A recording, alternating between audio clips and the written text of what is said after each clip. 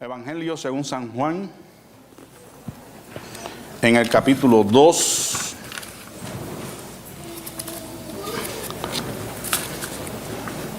versículos 23 y 24.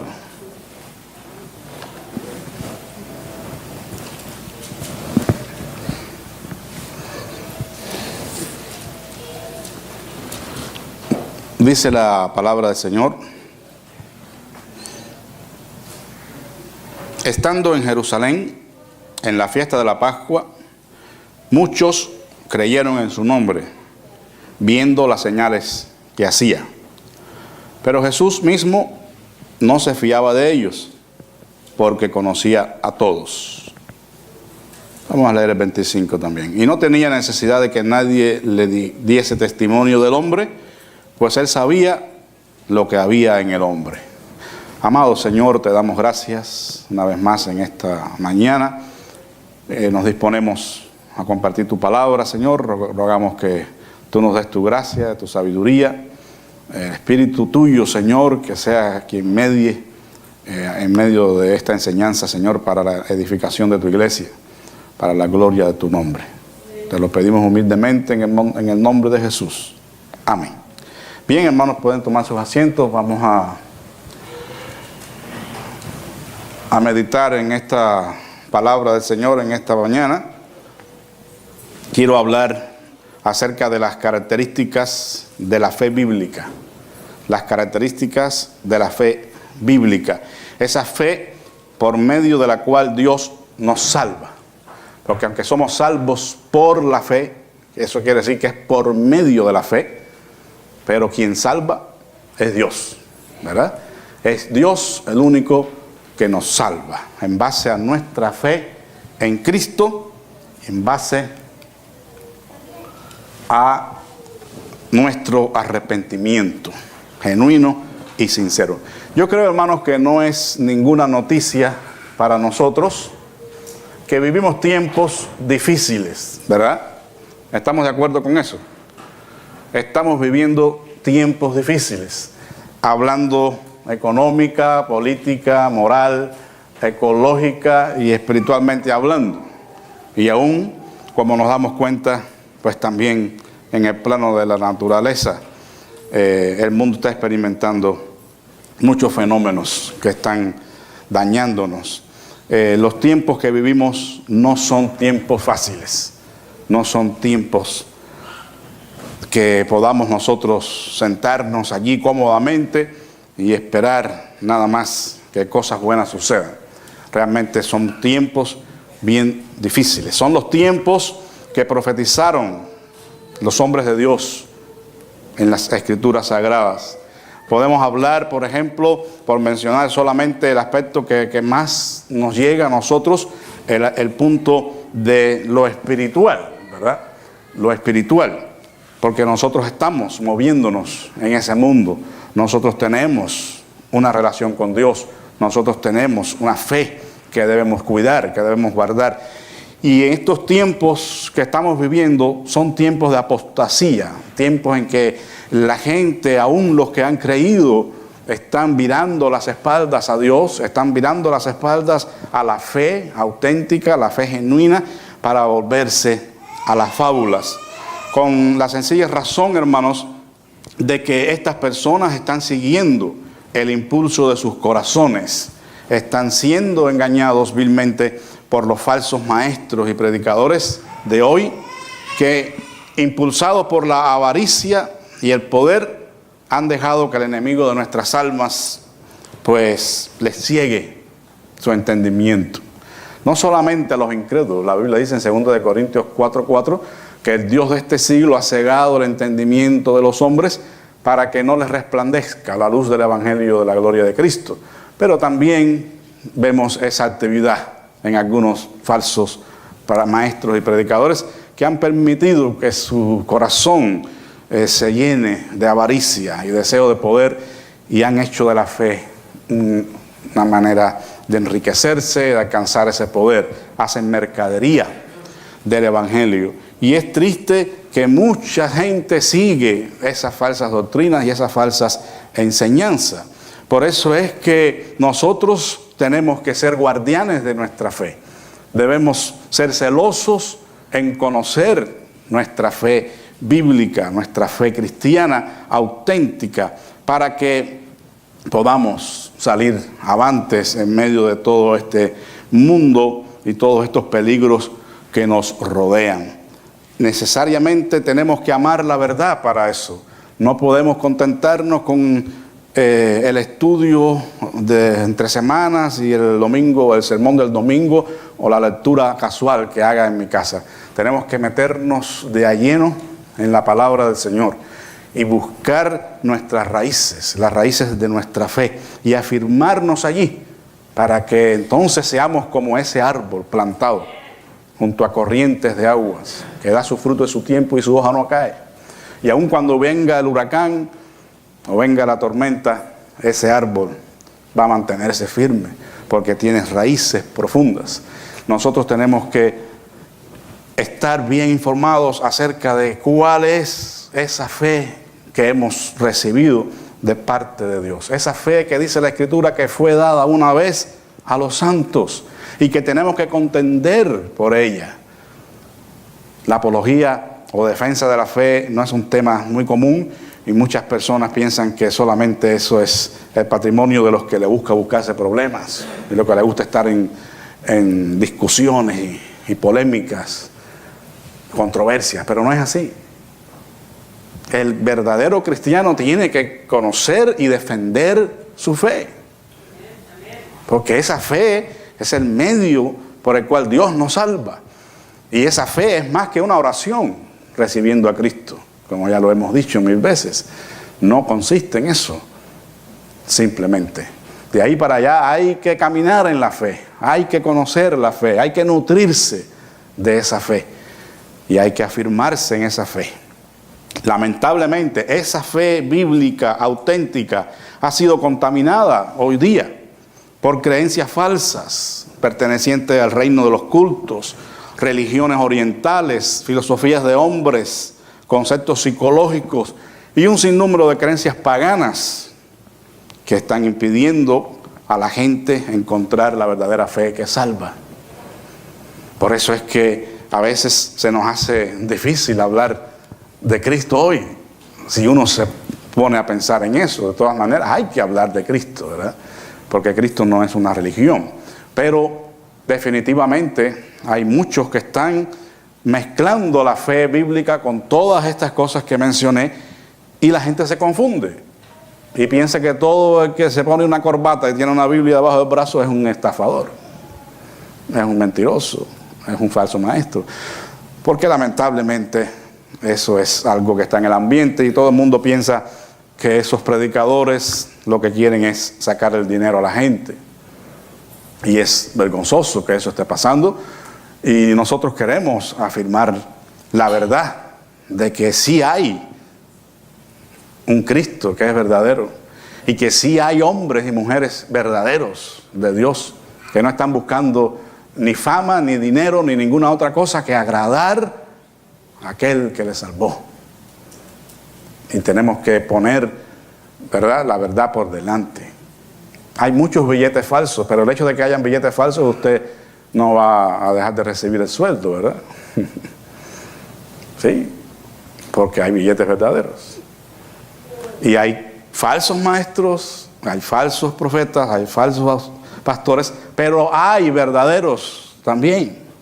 Y nosotros tenemos que escoger a quién vamos a escuchar. Lo que nosotros podemos afirmar, hermanos, con toda claridad y con toda confianza, es que no todo el que dice creer en Jesús es salvo. Definitivamente. No todo el que dice creer en Jesús es salvo. Y recordamos las palabras del mismo Señor que dijo que no todo el que me dice Señor, Señor, entrará en el reino de mi Padre, sino aquel que hace la voluntad de mi Padre. Por eso es que el camino a la vida es, ¿cómo? Angosto. La puerta es estrecha. No son muchos los que la hallan. no son muchos los que entran, aunque muchos dicen estar en el camino, aunque muchos dicen que creen en Jesús. El Señor nos advierte acerca de este fenómeno y nosotros queremos estudiar en esta mañana las características de la fe bíblica por medio de la cual Dios nos salva. No es cualquier fe, es la fe que nos describen las Escrituras. Vamos primero a hacer un estudio de casos bien sencillo de algunas personas que dijeron creer en Cristo, pero no tenían esa fe que salva, la fe bíblica. Los primeros ya lo leímos en Juan 2, 23 y 24. Estando en Jerusalén en la fiesta de la Pascua, dice muchos, no fueron pocos, muchos creyeron en su nombre, viendo las señales que hacía. Qué interesante, esta gente creyeron en Jesús. No dice en qué términos, pero creyeron en Jesús. Quizás estaban dando fe a que ese era quien decía ser, ¿verdad? El Hijo de Dios, el Mesías. Y creyeron en Él. Pero dice, viendo las señales que hacía. Y eso nos da una pauta para que nosotros podamos entonces pensar en que esta fe que estos hombres dijeron tener en Jesús era una fe basada en las señales. No tanto en quien hacía las señales, no tanto en la identidad, en la naturaleza, en la persona de quien hacía las señales, sino en las señales mismas.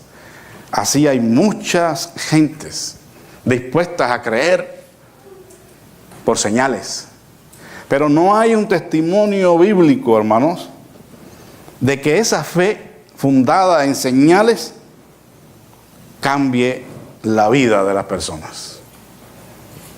Mucha gente, repito, estaría dispuesta a creer en Jesús hoy si ocurrieran esas señales. Si aquí empiezan a levantarse los cojos y los ciegos a ver, yo estoy seguro que mucha gente va a venir. Pero va a venir por las señales. A lo mejor algunos llegan a una verdadera conversión al Evangelio. Pero la gran mayoría que solamente busca señales, no se van a convertir.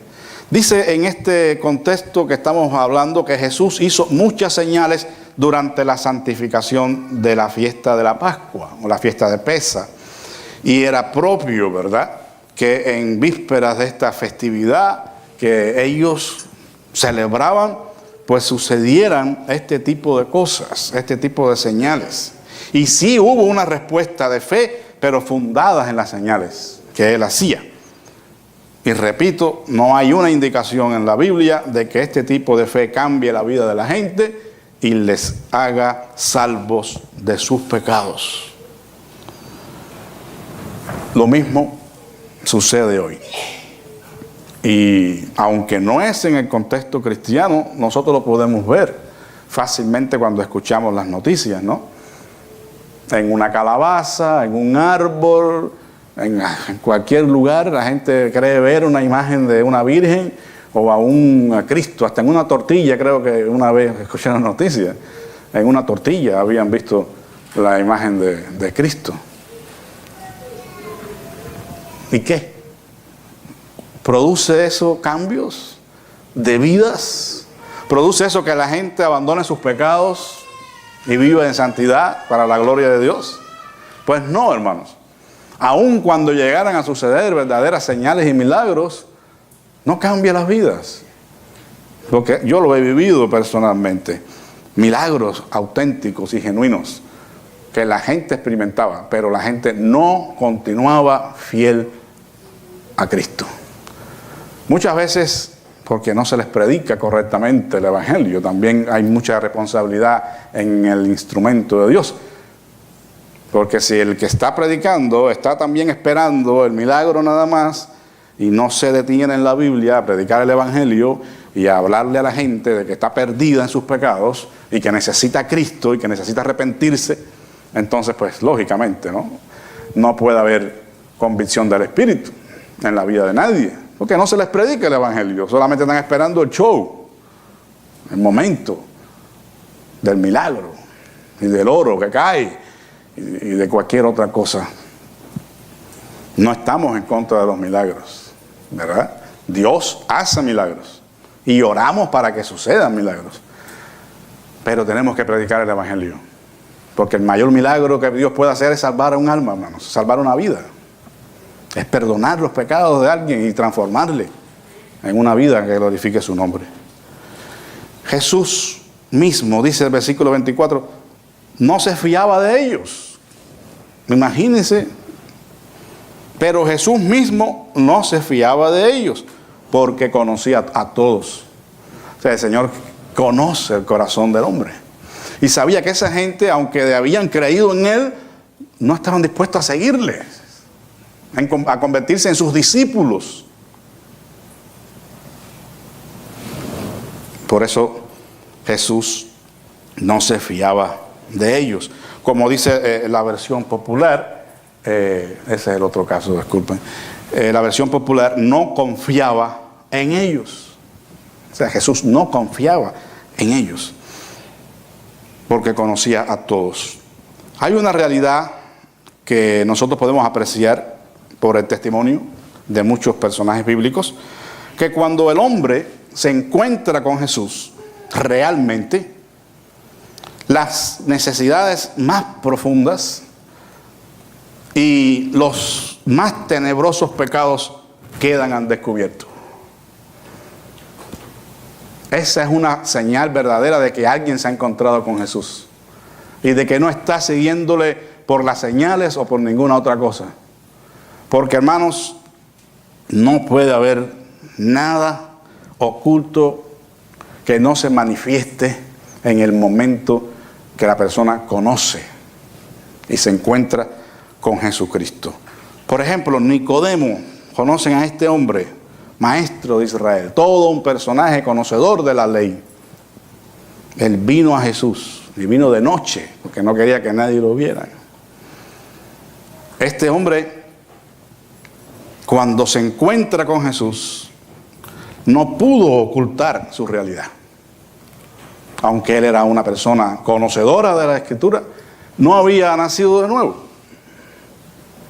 Y por eso el Señor le dice: Nicodemo, tienes que nacer de nuevo. Y estaba en una condición tal que él no pudo entender eso. Y le pregunta al Señor una pregunta que hasta parece estúpida, ¿no? Pero ¿cómo es posible, Señor, que un hombre pueda volver al vientre de la madre y nacer otra vez? O sea, estaba despistado completamente en cuanto a los asuntos espirituales y era un maestro de Israel. Pero lo que nos interesa es que esa condición de alma muerta no pudo permanecer oculta en su corazón a raíz de su encuentro con Jesús. Porque cuando nos encontramos con Jesús, hermanos, todo lo que tenemos sale, aflora. Y de eso se trata, ¿verdad? Para que Él lo pueda sanar, para que Él pueda trabajar en nuestra vida. La mujer samaritana es otro ejemplo. Muy tranquila allí, sacando el agua del pozo. Cuando el Señor le dice: ve y dile a tu marido, enseguida allí fue el punto, ¿no? Para que saliera lo que había en ella. No tengo marido, Señor. Claro, bien has dicho, porque 5 has tenido y el que ahora tiene tampoco es tu marido. Tremendo, ¿no? Se descubre la condición del alma de esta mujer. Jesús podía ver a las personas por dentro. Y esa es una cualidad no solamente de Cristo, ¿verdad? Que nosotros pudiéramos decir: pues claro, el Hijo de Dios. Pero el que vive cerca de Dios y el verdadero sadico, hombre santo, profeta o siervo, Dios le da la capacidad de ver dentro de las personas. Y se puede saber, hermanos, cuando desarrollamos el discernimiento espiritual y estamos cerca de Dios Cuando alguien viene con dobles intenciones o no tiene una fe genuina, es relativamente posible y fácil de reconocer cuando Dios nos da la luz, por supuesto, porque podemos ser engañados también por un buen actor. Conocemos personas, sobre todo en el contexto cubano, ¿verdad?,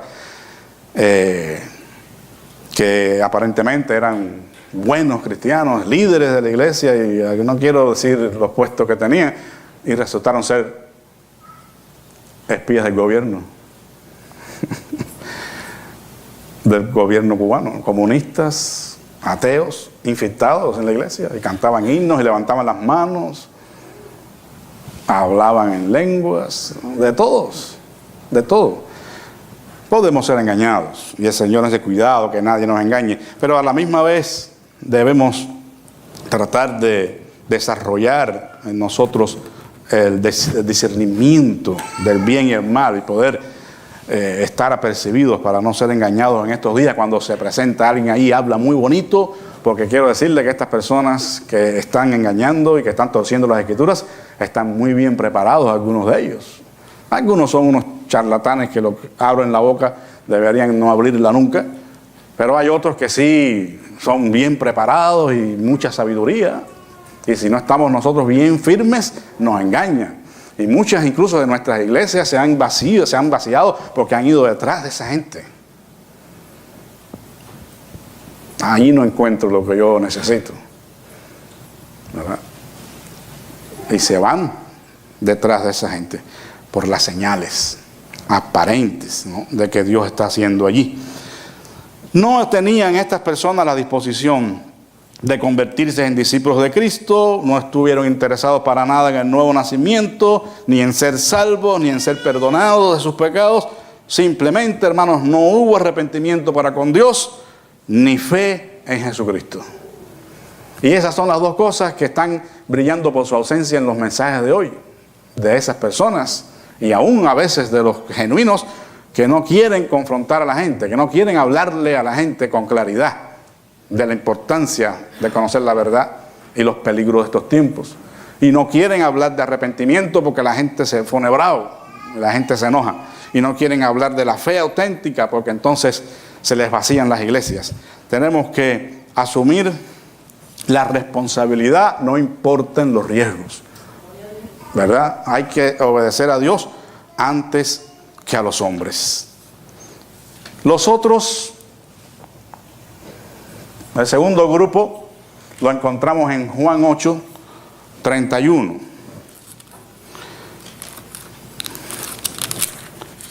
Juan 8, 31. Dijo entonces Jesús a los judíos que habían creído en él: si vosotros permaneciereis en mi palabra, seréis verdaderamente mis discípulos, y conoceréis la verdad, y la verdad os hará libres. Interesante, ¿no? El Señor está hablando con unos judíos, pero unos judíos que habían creído en él. O sea, estos judíos estaban creyendo, ya no es por las señales. Quizás se habían tomado el trabajo de escucharlo hablar. Nicodemo fue uno de ellos y sí se convirtió en un discípulo del Señor, aunque oculto, pero sí fue un discípulo del Señor, porque él escuchó hablar de él y fue a ver si era verdad, y sí descubrió que era verdad lo que se decía de él. Y estos estaban creyendo verdaderamente en Cristo, quizás ubicándolo, definiéndolo como el Mesías de Israel. Pero no indica tampoco de que ellos estaban con el propósito de convertirse en discípulos y de permanecer en su palabra. Entonces se puede tener una impresión favorable acerca de Cristo.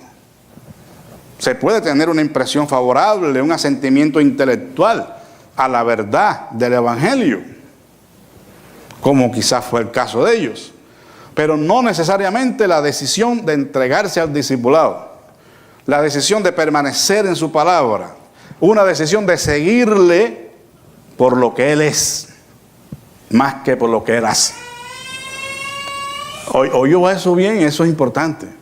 Porque muchas veces las personas están siguiendo a Cristo, pero no por lo que Él es,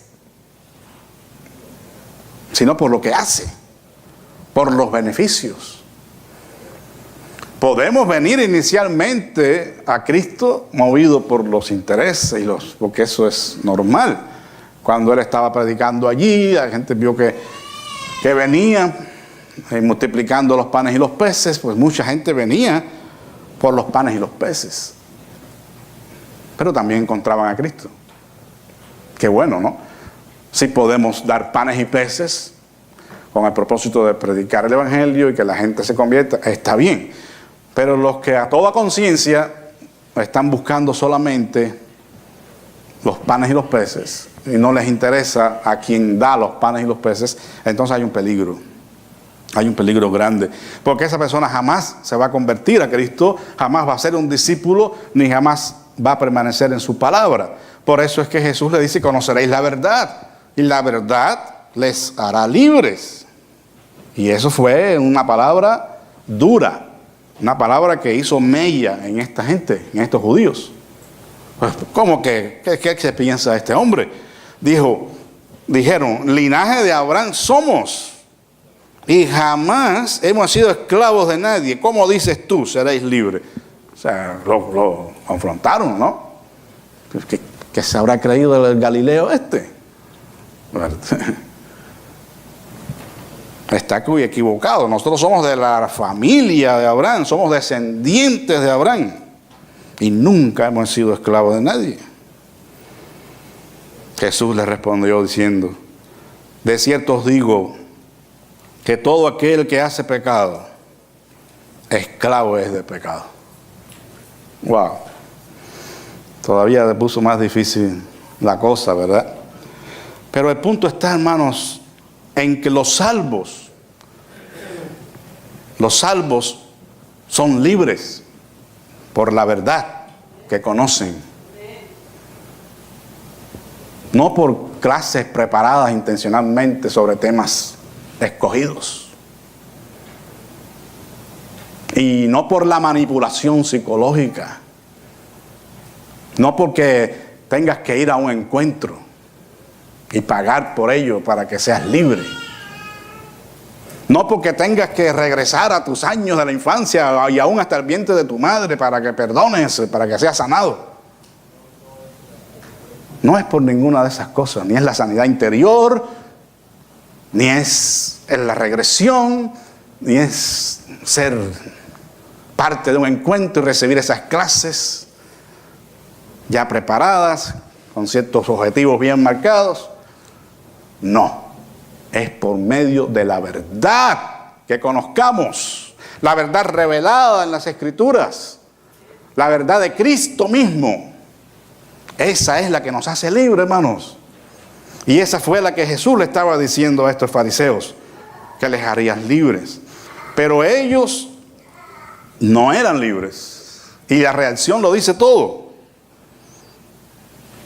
Reaccionaron negativamente. Que el Señor le dice: si el Hijo os libertareis, seréis verdaderamente libres. ¿Qué pasaba antes de esos encuentros? La gente no era libre.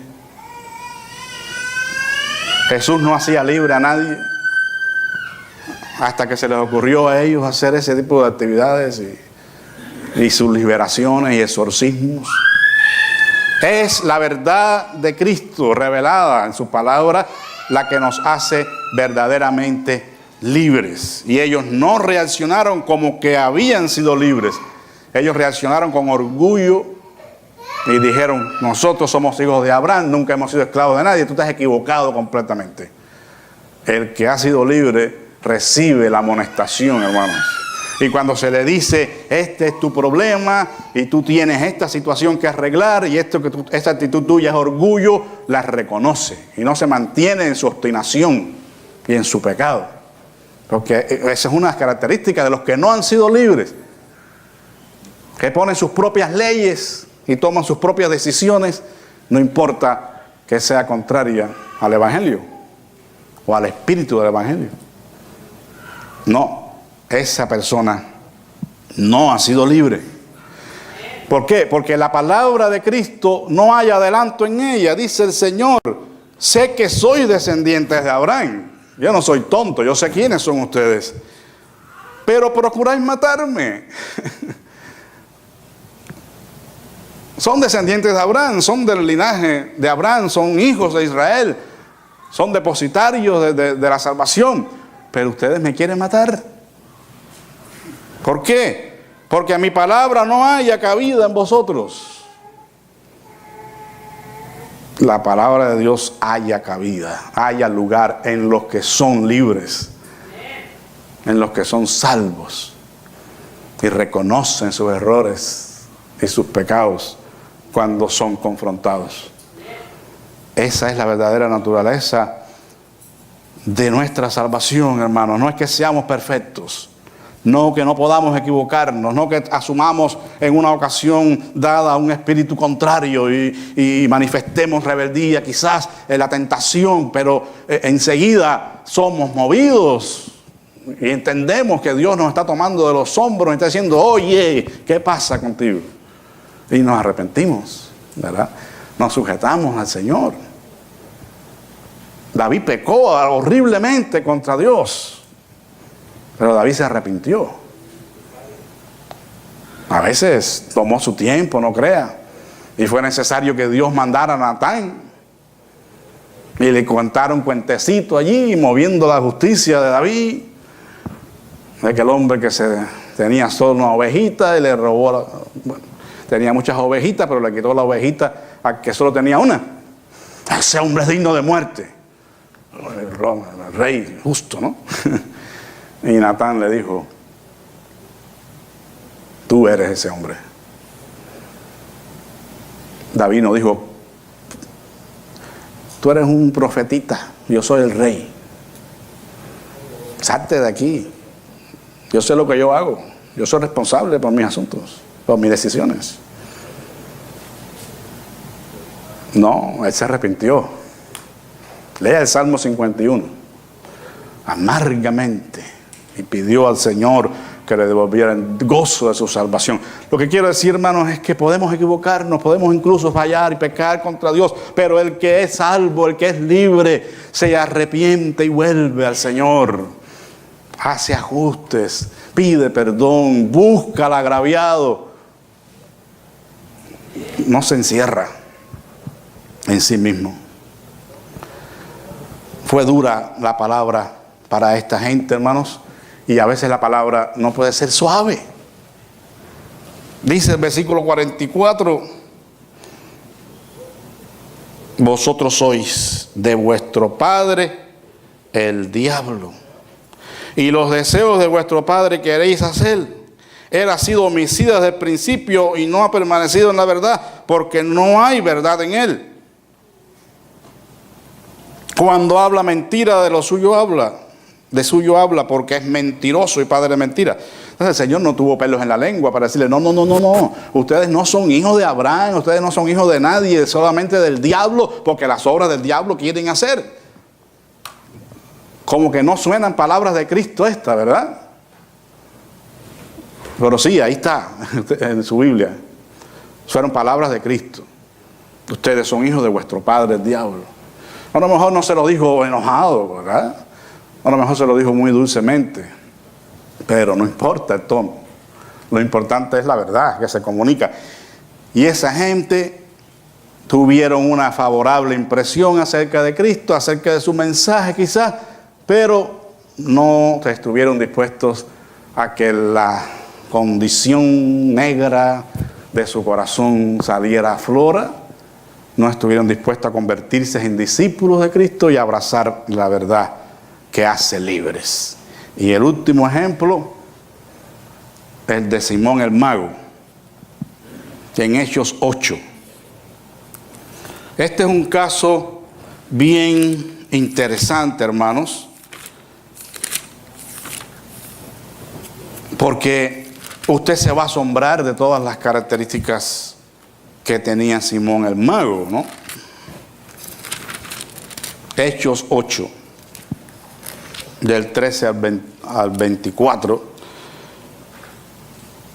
También creyó Simón mismo, y habiéndose bautizado, estaba siempre con Felipe, y viendo las señales y grandes milagros que se hacían, estaba atónito. Cuando los apóstoles que estaban en Jerusalén oyeron que Samaria había recibido la palabra de Dios, enviaron allá a Pedro y a Juan, los cuales, habiendo venido, oraron por ellos para que recibiesen el Espíritu Santo, porque aún no había descendido sobre ninguno de ellos, sino que solamente habían sido bautizados en el nombre de Jesús.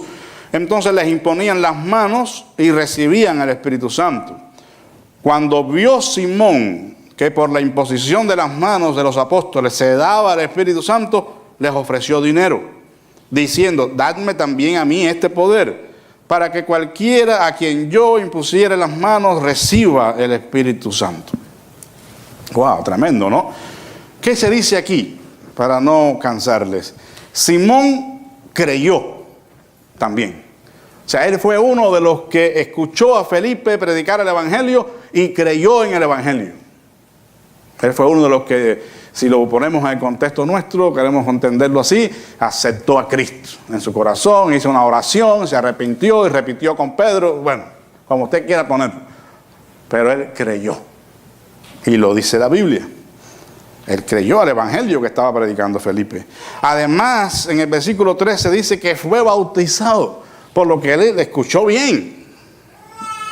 Porque al predicarse el Evangelio, se le predicó el bautismo, que a veces lo dejamos para allá relegado, a un punto en la historia después, cuando la persona cree, esté lista. El bautismo es bien importante. Y es en el tiempo de la predicación del Evangelio. Se bautizó Simón. Él entendió lo que estaba haciendo, porque se le explicó, ¿verdad? Si no, no se hubiera bautizado. Pero además dice, estaba siempre con Felipe. Lo que se asume que hubo una conexión allí, y de alguna manera Simón fue un discípulo de Felipe. Quizás Felipe le siguió enseñando, porque andaba siempre con Felipe. O sea, él escuchó, siguió escuchando a Felipe, enseñándoles del Evangelio. Y en el versículo 13 también dice, y estaba atónito, asombrado ante las señales y los milagros que se hacían.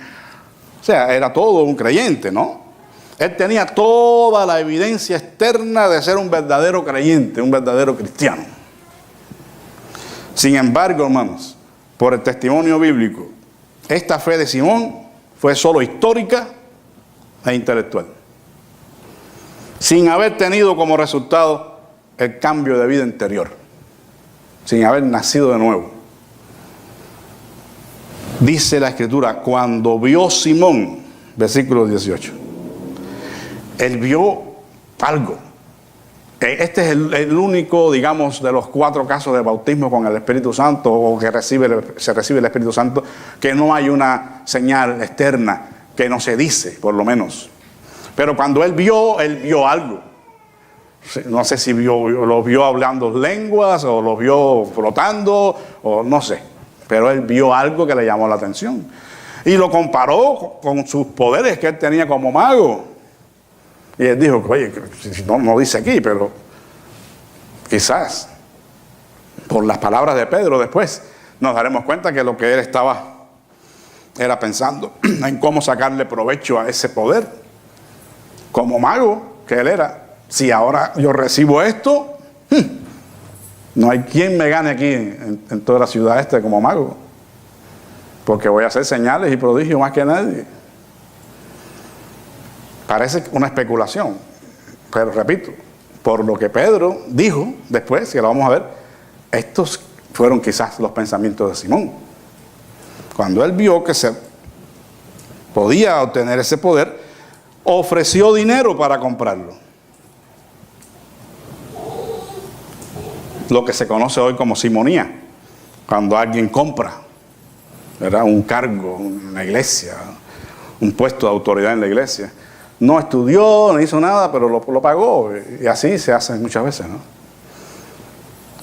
Bueno, Él ofreció dinero. Y ahí es donde se presenta la situación. No, difícil. Pedro le dijo, tu dinero perezca contigo, porque has pensado que el don de Dios se obtiene con dinero. Wow, hermano, qué palabra más dura. Pero ¿quién dijo eso? Lo leímos ahora. ¿Quién dijo estas palabras? Pedro. Bueno, Pedro. ¿Pero quién era Pedro? Era cualquiera allí. Pedro era un apóstol de Cristo. Uno de los que había recibido el poder del Espíritu Santo, había recibido un ministerio encomendado a él específico. No es cualquier persona que está saliendo allí como líder ni nada de eso. Era un apóstol auténtico y genuino de Cristo, que había caminado con Cristo incluso, y que tuvo la amarga experiencia de negar a Cristo y tuvo que confesarlo 3 veces después. Era un hombre de Dios. ¿Por qué digo esto? Porque no sé si usted ha escuchado por ahí a un predicador guatemalteco predicando sobre este pasaje, burlándose de Pedro. Tu dinero perezca contigo, que perezca. Y no perecía. Y dijo así mismo, literalmente, ya se había echado a Ananías y Zafira, ahora se quería echar a Pedro. El Señor le calle la boca.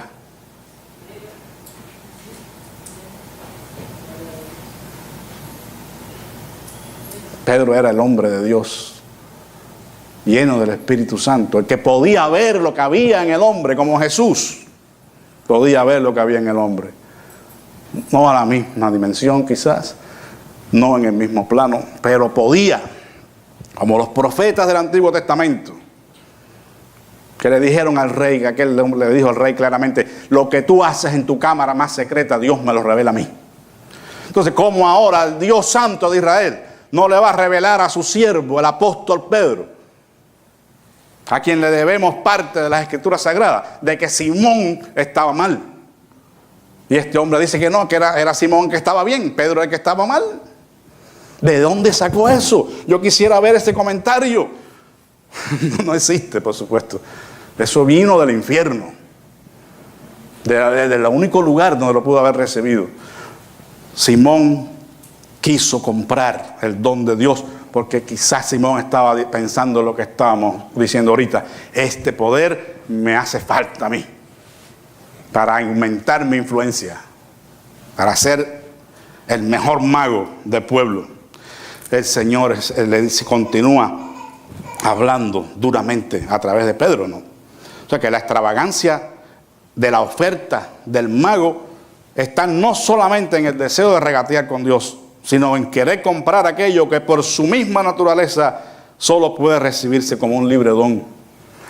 Las cosas de Dios no se pueden comprar, hermanos. No se pueden merecer. Somos indignos y no podemos comprar nada. Ni con dinero, ni con obras, ni con nada. Lo que recibimos de Dios solamente es por su gracia, su misericordia, su bondad infinita. Y no hay nada contrario en la Escritura en sentirnos indignos. Porque hasta pastores nazarenos por ahí estoy viendo que hacen comentarios que están desviados completamente de la doctrina. Y yo no soy indigno, yo soy digno. ¿Tú eres digno de qué? Tú eres digno del infierno. Tú eres digno de la condenación. Lo quitan, lo cambian, lo tuercen, lo adornan. Pero no se escuchan esas cosas. Y es una pena que entre nuestros pastores también estemos escuchando esas cosas. Si somos dignos, es porque Él nos ha hecho dignos. Pero no lo somos en realidad. Por medio de Él nos han sido dadas las preciosas y grandísimas promesas. Y por medio de Él somos lo que somos, como dijo el apóstol Pablo. Por la gracia de Dios soy lo que soy. No porque estudié con Gamaliel, no porque... No. Y eran méritos que tenía, genuinos. Pero todo eso lo tengo por basura con tal de ganar a Cristo y el poder de su resurrección. Para él no contaba nada más que lo que tenían ahora en Cristo. Hermanos, tenemos que tener cuidado, no dejarnos engañar. Tu dinero perezca contigo. No tienes parte ni suerte, versículo 21, en este asunto. Es decir, no compartes nada en este asunto. No tienes una porción en este asunto. Ni siquiera tienes suerte en este asunto. Es decir, ni siquiera tienes algo que pudiera haber obtenido por medio de un sorteo o por asignación alguna. ¿Cuál es el asunto? El evangelio de Jesucristo. El que le predicó Felipe. El que él había creído, sí. Y por el cual había dado los primeros pasos. Se había bautizado y se había convertido en un discípulo de Felipe. Pero no tenía parte. ¿Por qué? Porque Pedro pudo ver la condición de Simón verdaderamente. Tu corazón no es recto delante de Dios. Versículo 21. Implica que si Simón había experimentado una verdadera conversión, su amor al dinero lo había hecho retroceder.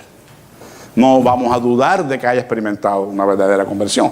Pero lo que sí está sucediendo aquí es que Pedro, por medio del Espíritu Santo de Dios, está viendo la verdadera condición del mago.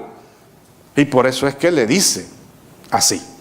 Entonces la posibilidad es que él, si se convirtió realmente, estaba dejando de ser sincero ahora, cuando vio el atractivo poder que podía recibir y que quiso comprar. Y no se puede, hermanos, ser insincero y continuar siendo salvo. No se puede ser salvo y no ser honesto, ¿verdad? No puede ser. Por eso en el versículo 22, Pedro le da el mensaje que necesitamos comunicar hoy.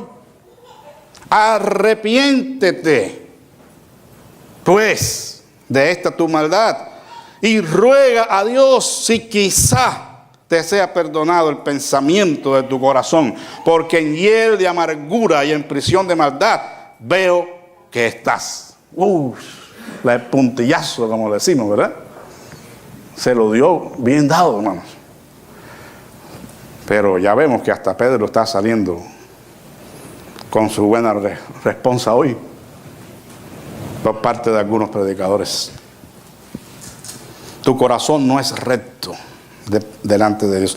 Arrepiéntete.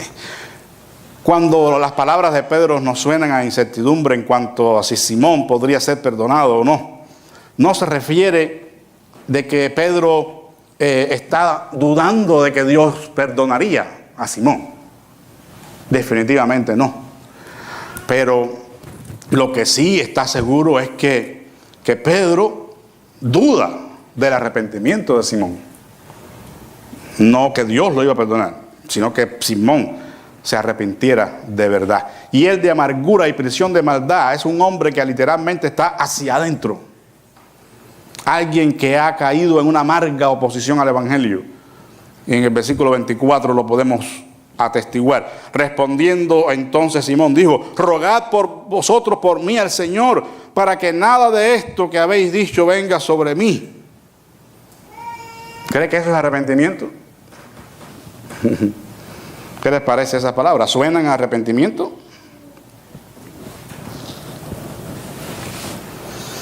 No, hermanos. Es temor a lo que le va a pasar. Pero eso no es arrepentirse. Arrepentirse es decir: sí, Pedro, reconozco que no puedo comprar el don de Dios. Reconozco que quizás pensé sacarle provecho a este asunto. Perdóneme, Señor. Oren a Dios para que me perdone. Pero no confundamos el miedo a las consecuencias con arrepentimiento. O sea, eso no es un genuino y verdadero arrepentimiento. Él no estaba preocupado por su pecado, sino por las consecuencias de su pecado. Y eso tenemos que revisarlo en nuestras vidas. Porque aunque el andar con Dios va en esas dos palabras que le mencioné el otro día, amor y temor, pues definitivamente el amor tiene que ir por delante. Porque yo no puedo tratar de escapar de la condenación eterna solamente por lo que es la condenación eterna, aunque eso juega un papel definitivamente, ¿no?, en nuestro caminar con Dios y en nuestro empeño de vivir en santidad. Pero más que todo es el amor a Dios por lo que Él es. Y finalmente, hermanos, las características de la fe bíblica. La vamos solo a mencionar.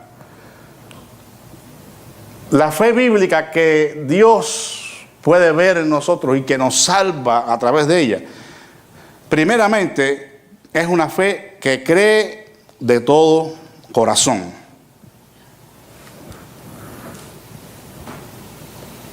Cuando Felipe y el etíope estaban, ¿verdad?, hablando en aquel carro, y Felipe le predicó el evangelio, le habló del bautismo, y el etíope vio el agua y dijo: ¿y qué impide que sea bautizado? Allá hay agua. ¿Y qué fue la respuesta de Felipe? Si crees de todo corazón, bien puedes. O sea, esto no debe manejarse subjetivamente, o sea, en plano de los sentimientos nada más. Así, yo creo, yo siento que creo de todo corazón, ¿verdad? Ni la esposa va a convencer al esposo, ni el esposo a la esposa, cuando todo es palabras nada más. No, yo siento, mi amor, que te quiero con todo mi corazón. Pero no hace nada para cuidarla, no la protege, no le provee para el alimento, no tiene trabajo, no lo busca tampoco. Él siente, pero nada más. Está manejando subjetivamente la cosa. No, mi amor, yo sí te quiero, yo siento que te amo con todo mi corazón. Pero la mujer está en la casa todo el día, cuando el marido llega, no hay quien lo recibe en la puerta, la comida no está hecha, no hay nada, mi amor, fríete un par de huevos que me voy para la iglesia. Ella siente, pero no creo que ame de todo corazón. Y la Biblia nos dice: el que cree de todo corazón no es el que siente nada más, sino el que se compromete con el Señor, el que obedece a Dios, el que pone todo su empeño, todo su esfuerzo para agradarle. Bueno, se entrega sin reservas. La fe bíblica, la que nos lleva a la salvación en Cristo, no se entrega a medias. Aunque hay un proceso, hermano, de crecimiento, lo reconocemos, hay un proceso de santificación, entendemos todo eso, pero la entrega es genuina y es completa, no le da una parte. Por eso hablamos de entera consagración, de entera rendición a Dios. Y lo hace, hermanos, aún a costa de su propio bienestar, sin cuestionar a Dios. Solo lo menciono a Abraham, cuando Dios le pidió a su hijo, su único hijo, el hijo de la promesa. Abraham pudo haber encontrado argumentos de sobra para decirle: Señor, creo que te has equivocado, o haber dicho: este no es Dios que me habla, porque cómo me va a pedir en sacrificio al hijo de la promesa, ¿no? Pero él hizo así, y agarró al muchacho, preparó el asno, todo lo que necesitaba, y se fue a ofrecer a su hijo en sacrificio. Porque se entrega de todo corazón, se entrega con todo lo que es y todo lo que tiene. Ni aun su hijo se lo rehusó al Señor. Además, tiene una correcta intención. No sé para qué va a decir acá. Una correcta intención en el creer. Romanos 10:10. Porque con el corazón se cree, ¿para qué? Para justicia, hermanos, para justicia, pero con la boca se confiesa para salvación. Es decir, justicia es rectitud, es intención recta. Digamos que la santidad, la vida de santidad en justicia es el resultado de la santificación operada en nuestro corazón por el Espíritu Santo. Él nos santifica para que andemos en justicia. Y la fe bíblica cree con la intención de vivir en justicia, de vivir en santidad, de agradar a Dios, no de servirse de Dios, hermanos. Porque hay muchas personas que inconscientemente, de parte de muchos predicadores, eso es lo que les enseñan. Y Dios viene a ser sinónimo de una lámpara de Aladino. Que tú la frotas cuando tienes la necesidad y quieres pedir algo. Y ahí aparece su Dios. No es Dios nuestro. Y entonces, Señor, me voy de vacaciones, por favor, cuídame la casa. Dios es el guardián. Señor, necesito esta cantidad de dinero porque estoy quebrado, tengo una situación. Señor, un psicólogo para mis hijos. Oh, Señor, un médico. Ok, Dios nos da todo eso y más. ¿Verdad?